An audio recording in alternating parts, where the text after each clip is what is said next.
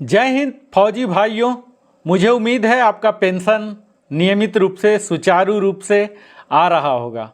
जैसा कि आज स्पर्श का जो भूचाल आ चुका है, इस भूचाल से आपको किस तरह से बचाया जाए, इसके लिए मैं निरंतर प्रयास करते रहता हूं।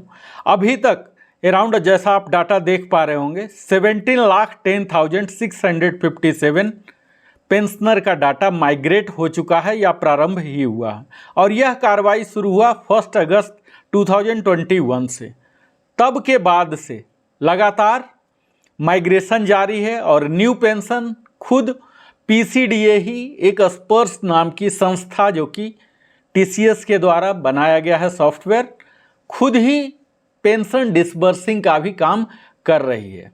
और चूंकि हमारे पेंशनर बंधु इतने लिटरेट नहीं हैं, डिजिटली लिटरेट नहीं हैं, अपने उम्र के मुताबिक चल रहे हैं, 60 साल 70 साल 80 साल, कई लेडी हैं फैमिली पेंशनर है, उनके लिए कई तरह की परेशानी हो रही है। मैंने कई तरह की वीडियो बनाया, उन्हीं सारी परेशानियों को टारगेट करके मैंने आज आपको एक एक स्क्रीन करके मैं बताने का प्रयास करूँगा। थोड़ा सा वीडियो लंबा हो जाएगा और यहाँ मुख्यतः मैं यही बताऊँगा कि आपने अगर सक्सेसफुल लॉगिन कर लिया तो आगे की कार्रवाई क्या है। तो आइए आप हमारे साथ जुड़िए, और अगर अभी तक आपने हमारे चैनल को सब्सक्राइब नहीं किया तो अवश्य ही सब्सक्राइब कर ले, लाइक कर ले, ताकि हमारे चैनल को प्रगति और उन्नति का एक अच्छा शुभ अवसर मिले। तो आइए हम पेंशन की बात करते हैं। पेंशन हम सब के लिए ज़रूरी है, इसकी सुचारू रूप से चलते रहे, लेकिन अब ऐसी नौबत आ चुकी है कि अगर आप कुछ नहीं कर पा रहे हैं तो एक ऐसा समय आ जाएगा जबकि पेंशन रुक सकता है, सस्पेंड हो सकता है। तो हमारा यही प्रयास होगा कि रुकने की नौबत, सस्पेंड होने की ज़रूरत, डिसकंटिन्यू होने की नौबत आपके पेंशन को ना हो, सुचारू रूप से आपका फाइनेंशियल लाइफ चले। तो हमने जैसा पहले ही बता चुका हूँ कि किस तरह से आपको करना है पेंशन डाटा वेरिफिकेशन। इसी के लिए बड़ा ही आसानी तरीके से हम एक स्क्रीन करके जाएंगे। अब पेंशन डाटा वेरिफिकेशन क्या होता है ये तो आपको मैं सिखाऊंगा ही। इससे पहले मैं बता दूं कि इस पेंशन डाटा वेरिफिकेशन के लिए ज़रूरी है कि आप सक्सेसफुल लॉगिन करें, और उससे पहले है कि आपके पास पासवर्ड, यूजर आईडी आया हो। तो इसका क्रम मैं संक्षेप में बता दूं कि पहला एसएमएस आपको आ चुका होगा अपने प्रीवियस पीडीएस से, जिस किसी बैंक से भी ले रहे होंगे, कि आपका माइग्रेट हो चुका है। दूसरा, आपको क्रेडिट होना शुरू हो गया होगा, तो स्पर्श के टीम के द्वारा क्रेडिट होने का मैसेज भी आने लगा होगा। तीसरा, वहाँ के pension ID, user name, password, ये सब भी आ चुके होंगे। चौथा, आपको पीडीवी करना है, इसका भी रिमाइंडर आ चुका होगा। तो अब ये जो पेंशन डाटा वेरिफिकेशन है कैसे किया जाए, मैं मानता हूं कि अभी तक ये सब आ चुका होगा। अगर नहीं आया है तो आप पीसीडीए के ऑफिशियल वेबसाइट में जाएं, और वहां मैंने राइट क्लिक करके दिखाया भी हूं, राइट साइड में है माइग्रेशन स्टेटस को देखने का।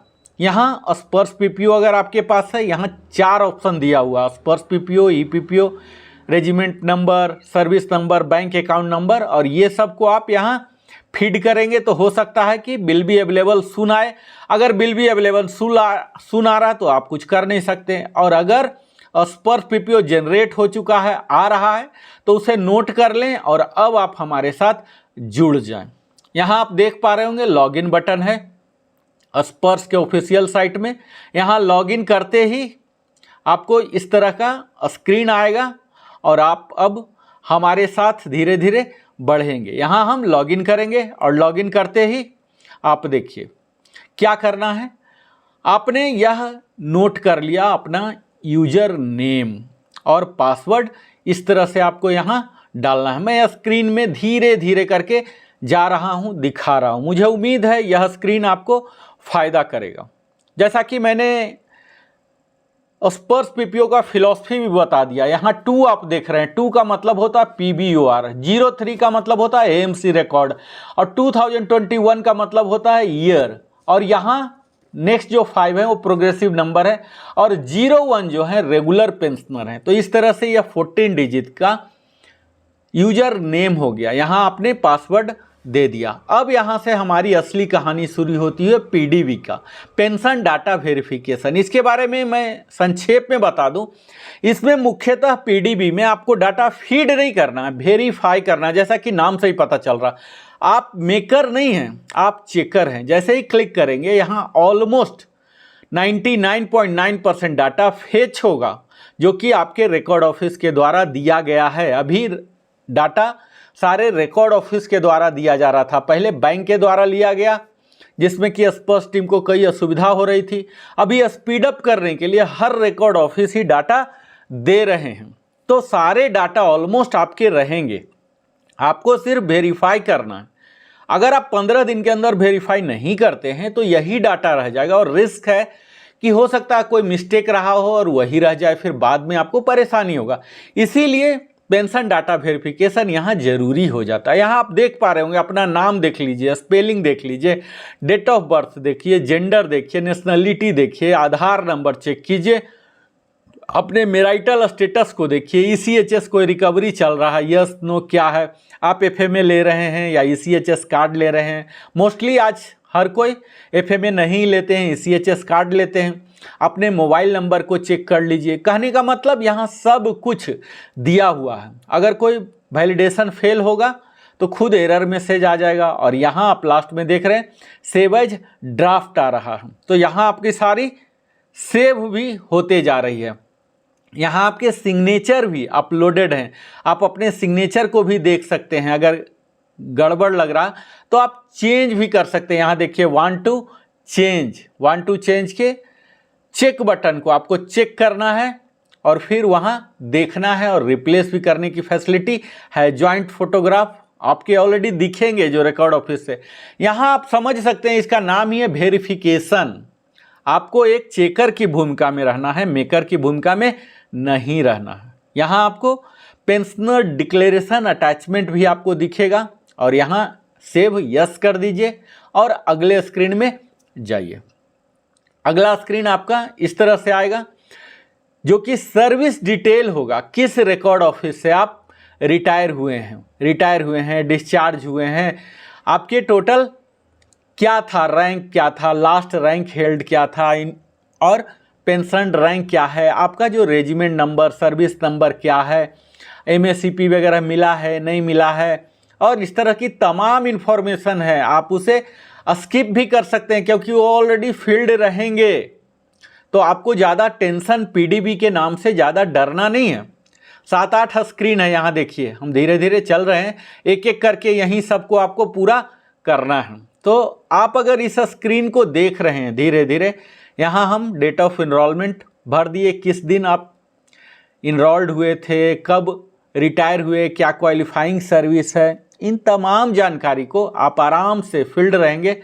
सिर्फ मैच करना है। मैच करने के लिए आपको अपने पास हाथ में पीडीबी जब भी कर रहे हैं तो आप अपने हाथ में पीपीओ रखिए। यहाँ क्वालिफाइंग सर्विस है, नॉट क्वालिफाइंग सर्विस, कोई एब्सेंटी है, अक्सर नॉन क्वालिफाइंग सर्विस होता नहीं है, लेकिन अगर ऐसा कोई AWL वगैरह रहा है, कुछ ऐसा है जो डॉक्यूमेंट में एंट्री है, तो यहाँ आप दीजिए। कोई गलती है तो आप दीजिए। कोई आपको पेनाल्टी लगाया गया था तो यहाँ यस नो भी दे सकते हैं। तो ये तमाम इन्फॉर्मेशन आपको है। ग्रेच्युटी मिल रहा है, ग्रेच्युटी के लिए एलिजिबल हैं, कोई डिसिप्लिनरी एक्शन है, तो ये सब फील्ड ही रहेंगे। इसके साथ ही कोई गैलेंट्री अवार्ड आपको दिया गया है, क्योंकि उसके भी अलाउंसेस मिलते हैं पेंशन में। अलग अलग अवार्ड के अलग अलग अलाउंसेस होते हैं। अगर वो है तो वो भी यहाँ वेरीफाई कर लीजिए कि वो सब डाटा माइग्रेट हुआ है या नहीं, और फिर सेव करके आगे बढ़ते जाइए। अगर नहीं है तो आप यहाँ ऐड कीजिए, और सिर्फ आपके ऐड करने से नहीं होगा, आपके पीडीबी के बाद फिर से रिकॉर्ड ऑफिस के द्वारा यह वेरीफाई होता है, ऑथराइज होता है, तब जाके पास किया जाता है स्पर्श टीम के द्वारा। यहाँ आपको फैमिली डिटेल, आप हम थर्ड टैब में जा चुके हैं। यहाँ आप देख रहे हैं थर्ड टैब में, जहाँ की फैमिली के डिटेल हैं, जो मुख्यतः स्पाउस के होंगे, आपके चिल्ड्रन होंगे, अगर उनके डिसेबिलिटी स्टेटस क्या है यह भी रहेंगे, उनके डेट ऑफ बर्थ मैच कर लीजिए, नाम मैच कर लीजिए, और अगर कोई एक्शन लेना है, डिलीट करना है किसी वजह से या ऐड करना है, तो आप ये सब ऐड कर सकते हैं। लेकिन ये सब आपको वेरीफाई रिकॉर्ड ऑफिस से भी होगा। और यहाँ सेव एज ड्राफ्ट यहाँ दिया हुआ, ये करके आप बढ़ सकते हैं और ऐड भी कर सकते हैं आप अपना करेंट डाटा को। यहाँ अगर उनके भी आधार कार्ड पैन कार्ड हैं तो उन्हें भी आप ऐड कर दीजिए, सेव कर लीजिए, उनके ईमेल आईडी भी है, सब कुछ सेव करके आगे बढ़ते जाइए। हर टैब के बाद एक एक नेक्स्ट स्क्रीन में जाएंगे। अगला स्क्रीन आने वाला है बैंक डिटेल, जहाँ की आपको अकाउंट नंबर चेक करना है सही है कि नहीं, वहाँ का IFSC देखना है, बैंक का नाम देखना है और वहाँ का ब्रांच का नाम सही है कि नहीं। ये चारों चीज़ मुख्य है, इसे आप अवश्य चेक कर लें, जो कि फाइनेंशियल डिटेल्स हैं। अगर कोई मिस्टेक है तो कल होके फिर गड़बड़ हो सकता है। तो सेव करके सेव एज ड्राफ्ट करके आगे बढ़ते जाइए। अगला डाटा है अदर डिटेल, यानी कि और भी कोई पेंशन है, कई आर्मी का होता है, पहले आर्मी का पेंशन होता रेगुलर का, फिर DSC का पेंशन होता, इस तरह से कई केस हो सकते हैं, तो उसको आपको अगर है तो दे दीजिए। फिर मेडिकल डिटेल में अगर कोई डिसेबिलिटी है, मेडिकली बोर्ड आउट हुए हैं, तो ये सब इन्फॉर्मेशन यहाँ दे दीजिए, नहीं है तो आप स्किप कीजिए, आप आगे बढ़ते जाइए। ब्लाइंड पेंशन रिकमेंडेड, ये सब जो आपके साथ है तो कीजिए, नहीं तो सीधा बढ़ते चले जाइए। अगला डाटा जो है, जो सबसे इम्पोर्टेंट है, हमारे पे डिटेल हैं, और पे डिटेल पर ही हमारे पेंशन भी कैलकुलेट किए जाते हैं। तो पे डिटेल में आप देख पा रहे होंगे कि अभी जो भी हैं, या तो अभी रिटायर हुए हैं या पहले से ही हैं, तो इनका 7 CPC ही रहेगा। 7 CPC आपको ऑलरेडी मिलेगा। आप किस पे बैंड में हैं, L2 से लेके L5 से 8, 9, 18 कहाँ पर आप आ रहे हैं, तो वहाँ के पे बैंड, पे मैट्रिक्स लेवल रहेंगे आपके जो हैं। पे कितने पर हैं, MSP कितने हैं, ग्रुप पे अगर है तो क्या ग्रुप है, क्लासिफिकेशन अलाउंस वगैरह अगर है तो लास्ट पे क्या है, इमोलमेंट 10 मंथ्स का एवरेज। तो इस तरह से ये सब डाटा निकल के आपको पे के डिटेल आ गए। अब इसी आधार पर आपको आएगा आपका अगला। तो यहाँ आपने देखा कि किस तरह से हमने ये सारी डाटा भर लिया। अब हम यहाँ देखेंगे कि पे डिटेल भी हमारे हो चुके हैं, पे डिटेल हमने वेरीफाई कर लिया, सब कुछ सही है। पे डिटेल के बाद अगला आता है कम्यूटेशन डिटेल। कम्यूटेशन डिटेल में हमारा ऑलरेडी पहले से कट रहा होगा, तो हमें यहाँ चेक करना है कि जो कट रहा है वो सही है, उसके रीस्टोरेशन डेट क्या है, या आप उसके परसेंटेज को बढ़ाना घटाना चाहते हैं, या आपका ऑलरेडी ये सब कम्यूटेशन वगैरह रीस्टोर हो चुका है, तो आप सीधा आगे बढ़ सकते हैं। यहाँ नॉमिनी फॉर्म है, जो कि आप LTA के लिए, यानी कि आप दोनों के, पेंशनर और उनके स्पाउस के भी मर जाने की स्थिति में अपने संतान या किसे आप नॉमिनेट करना चाहते हैं LTA के लिए, यानी कि जो बचा खोचा अगर कोई पेंशन एरियर वगैरह है तो किन्हें दिया जाए, तो इसकी इन्फॉर्मेशन दे सकते हैं। और सबसे लास्ट में है डॉक्यूमेंटेशन। कोई डॉक्यूमेंटेशन अगर चाहिए अपलोडिंग के लिए तो वहाँ खुद नोटिस दिया जाएगा, तो अगर नहीं आ रहा तो इसका मतलब है सब सही है। और यहाँ लेटर ऑफ अंडरटेकिंग देना है कि अगर कोई एक्सेस पेंशन आपको दे दिया गया है तो उसे रिकवर करने का अधिकार स्पर्श को होता है। और OTP आएगा, उसके लिए आपको एक्नॉलेजमेंट देना है, ऑथराइज करना है कि मैं OTP के लिए ऑथराइज कर रहा हूँ, यहाँ नेक्स्ट कीजिए। और टैक्स के लिए भी आपको देना है। टैक्स में आप ओल्ड पैटर्न चाहते हैं, न्यू पैटर्न चाहते हैं, ये सब आपको कर देना है जो भी हो। और डिक्लेरेशन करने के बाद कि आप कंफर्म कर रहे हैं पेंशन डाटा वेरिफिकेशन, जो कि लास्ट एक्शन है आपका, यहाँ OTP आएगा, जो कि जो स्पर्श के साथ रजिस्टर है, जो आधार के साथ रजिस्टर है, यह OTP आ गया और इस OTP को सिस्टम में डाल देना है। तो इस तरह से आपका यह पेंशन डाटा वेरिफिकेशन बड़े ही आसानी से हो जाएगा।